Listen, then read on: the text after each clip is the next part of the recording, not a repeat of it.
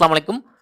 আমরা military institute of science and টেকনোলজির যে আপডেট সেটা কিন্তু পেয়েছি নতুন করে।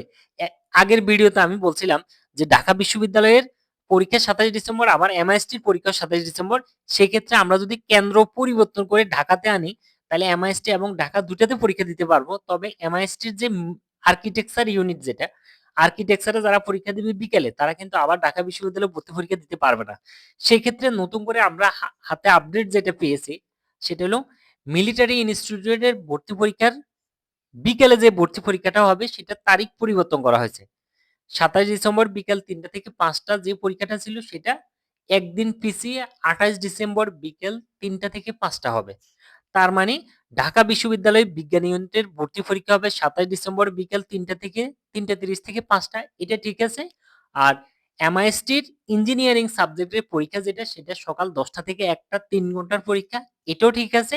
শুধুমাত্র এমআইএসটির বিকেলে যে পরীক্ষা আর্কিটেকচারের পরীক্ষা সেটা বিকেল ৩টা থেকে ৫টা পর্যন্ত ২৭ ডিসেম্বরে হওয়ার কথা ছিল।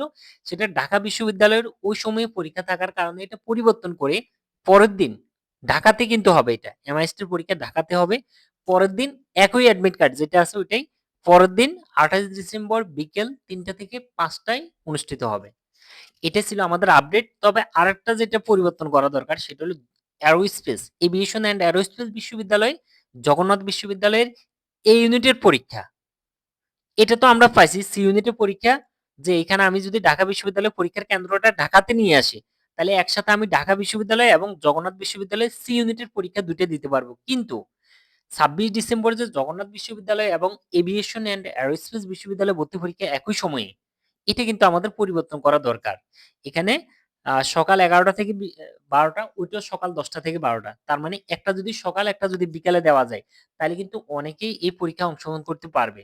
ঢাকাতে বিশেষ করে, ঢাকার বাইরে হইলে পারবে না, কিন্তু ঢাকাতে হইলে অনেকেই কিন্তু এই পরীক্ষায় অংশগ্রহণ করতে পারবে। এটা ছিল আমাদের সর্বশেষ আপডেট। ধন্যবাদ। আসসালামু আলাইকুম।